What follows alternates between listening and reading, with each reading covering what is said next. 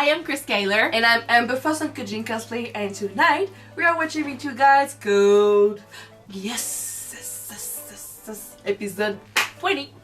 Yes, episode 20. Gosh, Almost done with the first season, guys. Damn, it's going by so fast. Alright, last episode, Yuffie, Lelouch, Suzaku, and Karen, they all woke up on another island after what happened the other episode with the blast, and they basically had to kind of team up. Karen with Suzaku and Lelouch with Yuffie. Oh. They teamed up a little bit, helped each other out. They heard what the other had to say. Like Suzaku tried to bring Karen to his side. Karen tried to get some sense into Suzaku. Yuffie figured out that Lelouch was Zero. Come on, she guessed it. It's kind of a bit obvious that he's Zero. For someone that looks closely, yeah. She figured it out, and it was so sad. Like she was so happy. She cried, and he was technically happy too. Like he was okay with this, and he took care of. He tried to take care of her. Like tried with a capital T. He's all brains, not bronze. So yeah, it was really cute. And then they all met up, and he was back to Zero, and he was threatening his sister, and he's like, go along with it. Oh man, and then, okay, we figured out that the order he gave Suzaku was live. So now he's in trouble though, because he survived, saved himself, and he lost Zero because of that. So people are like putting him on trial and stuff. Like he's arrested because he defied an order to save himself. Let's hope that Yuffie can do something about this. And we also met Schneisel. You know what it reminds me of? Schnitzel! There's a movie here, a French-Canadian movie about the little Red Riding Hood, and there's the huntsman or something? Strudel! He's singing like with stuff about strudels and stuff. Yes, those are the same thing. No, but he kept saying like schnitzels. I don't know. Anyway, so yeah, we met Schneisel, and we know he's the second prince, and he's the one that was giving orders to Lloyd. That's his name, right? Lloyd. There you go. Earl Lloyd. Yes. The fiancé of Charlotte Ashford. You're good with names. I'm not. All right. So now they also have a new model, a new nightmare model. That kind of looks like was it Imperial Mon from Digimon? Kinda, but he's flying. Alphamon. He looks like pretty much him. Yeah. He can fly, that one. So with the girl on their side that can research this, they can probably learn how to make this technology work for them. So this is gonna be cool. Yep, and the Japanese army is coming by boat. Japanese army. Well, I think they made a deal with the Chinese or something, but still, it's allies. It's allies. On their side. There's someone coming, and it's gonna be intense. So. Without further ado, let's jump into episode 20 and see what happens. Alright.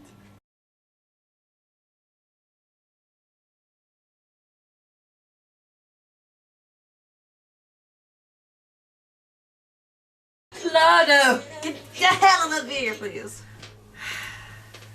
I love to see them fight together for once! Maybe the last time. No, but that comment about them just destroying the greatest defense so easily. I'm like, yeah, because they're that good together. Together. Yeah, that's the thing. Lelouch has everything up there, and Suzaku is very good here. Everything. The rest of it. Down here, there you go. But together, they're very good. He comes up with the plans. He actually does it. Suzaku does it, Lelouch creates it. It's perfect. Oh. And Euphemia was so happy about them working together for once. And that's the thing, like just like when he saved the Britannian in the hotel? Yeah, in the hotel, the hostages, there you go. And people were like, what are you doing? And Cornelia was like, I don't understand. Why are you helping us? And he made his statement like, we are fighting for everyone that's weak. Well, that's another statement, just that he didn't do it with as much grandeur. But yeah, it's basically the same. It's just saying that, yeah, we're fighting for everyone that's weak, and basically fighting everyone who uses violence wrongly. Because we're fighting for the right thing here. We're trying to help the people that are oppressed in Japan, and you are not fighting for them. You just want to take over. Yeah, because that's the thing. He left them, which means that he didn't care about the people he left behind. He went in another place, in another country, and once he had enough power and he knew that the situation was crazy enough, he came back and saying like, oh, I'm the savior, I'm helping you out. So he knows that people are going to follow him, but his vision of a good future is basically the same as it is right now, but with him on top. Yeah. So he saw right through this, and he's like, you're not helping the weak, you're basically just taking over. So we don't support that. Which is crazy, because I think when you look at Cornelia and even Suzaku, they think that Zero is just fighting the Britannians because he hates them. He's fighting the Britannians and he's all for violence and let's go. But no, he actually thinks about this a lot, and there's a plan behind this. And there's he's not just fighting because he likes to fight. He doesn't just want to destroy them because they're who they are. There's a reason why he didn't kill Yuffie. There's a reason why he killed Clovis. Like, there's a reason behind everything he does. It's just that sometimes he falls into his own vision of a great future, and his own narcissistic personality makes him look like he loves himself too much, and he's too crazy, like, for power, but it's not who he is. Basically, he's fighting against the ideology that the emperor is expanding on the country, and everyone that followed this ideology. The thing is, I don't think Lelouch as a person sees himself or anyone as part of a country. He doesn't see Britannians. He doesn't see 11s. He actually did say, when he was saying, I think it was last episode or a couple of episodes ago. No, last episode. When he said stuff about, race is not important. I'm a Britannian and I'm your leader, so who cares if this guy is a Britannian and he's in charge of such an important part of our operation. And he doesn't care about this. He sees them as part of their group because all of them were oppressed. They were weak in the eyes of the people in charge, and because they were weak, they were casted aside and forgotten.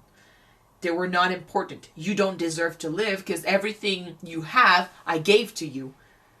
Same thing with here. Like, the only reason these 11 people, these Japanese people, are alive is because the people in charge, the Britannians, left them alive. They gave them that life, and they don't want to owe it to anyone. They have a right to live, they have a right to be who they are, and they have a right to prosper, and to live knowing that the only reason why you can live is because they allow it. It's like you're a slave almost. You're at their mercy. He hates that. He doesn't want to be weak. He doesn't want anyone telling him, his sister, or anyone else, you're going to be exactly who I tell you to be. Don't say a thing. Don't get involved. You live because I chose to let you live. Now shut up. He doesn't want that. He wants to be his own person, and he wants to be in power of his own destiny. So he sees himself as part of that group because he's the same. It's just that the circumstances were different, but the end game, the consequences were the same. Yeah. So when he sees people like that guy from the ministry that just left, and he never went through what they've been through, and he doesn't see it the same way as they see it. So what he was after is nothing compared to what Lelouch wants. It's not the same at all. So I can understand why he went against him. And this is something that Cornelia, even Suzaku could probably understand. Like if he talks about it a lot, and he stops seeing this as, oh, this is the only way, no violence. You could understand, but people like Cornelia, even Yuffie, like they've never been through this, so I don't think they can understand. Which is why Cornelia is so troubled by why Zero is doing what he's doing. Like, why is he fighting these guys? Isn't he for the Japanese people? Technically, yes, but not totally. She doesn't understand his reasons and his way of doing things because she's never been through this. So she doesn't see it the same way he does. So you're basically, and do they know he's Britannian? I don't think they do, right? Who? The Britannians. Do they know that Zero is Britannian? No. Only the Black Knights. Yeah. So I'm like, They don't. I probably in their mind, he's probably a Japanese guy who was very angry that they took over, and he's trying to overthrow them.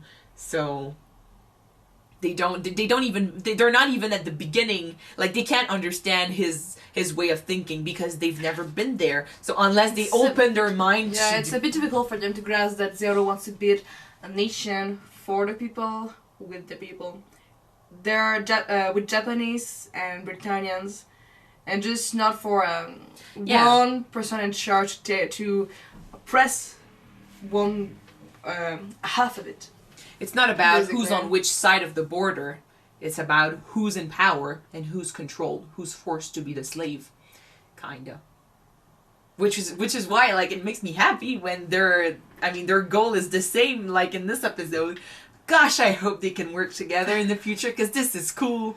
When they're actually helping one another. I mean, they're friends for a reason in real life. Like, they like each other a lot. Like, they're okay with one another. They work well together too. Like, we've seen Lelouch and Suzaku work together before. So imagine if Zero and Lancelot were working together now. Oh my goodness. Oh, okay. Alright. Thank you guys so much for watching this episode with us. If you want to see the next one right away, it is already up on Patreon. The link is in the description. You know what to do, guys. If you want to watch it, you can just go down there, click, and subscribe. And if you don't want to, you just need to wait for next Saturday to come by on YouTube. Yes. So, bye guys. See you then. Bye.